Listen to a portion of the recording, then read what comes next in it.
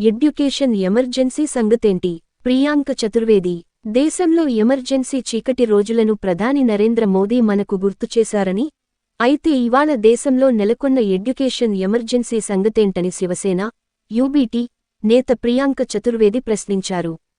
పరీక్షల రద్దు, paper లీక్లు, పరీక్షలపై CBI విచారణల గురించి దేశ యువత నిలదీస్తోందని అన్నారు.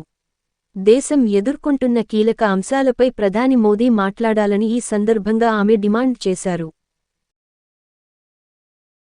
జీఎస్టీ వచ్చాక ధరలు తగ్గాయి. ప్రధాని మోదీ. జీఎస్టీ అమల్లోకి వచ్చిన తర్వాత గృహావసర వస్తువులు చౌకగా మారాయని ప్రధాని మోదీ అన్నారు. జీఎస్టీ వల్ల పేదలు, సామాన్యుల పొదుపులో వృద్ధి కనిపిస్తోందని పేర్కొన్నారు. ప్రజల జీవితాలను మార్చేందుకు ఈ సంస్కరణలను కొనసాగిస్తామని తెలిపారు. తమ దృష్టిలో సంస్కరణలు అంటే 140 కోట్ల మంది భారతీయుల జీవితాలను మెరుగుపరచడానికి ఒక సాధనం అని ఆయన అభివర్ణించారు.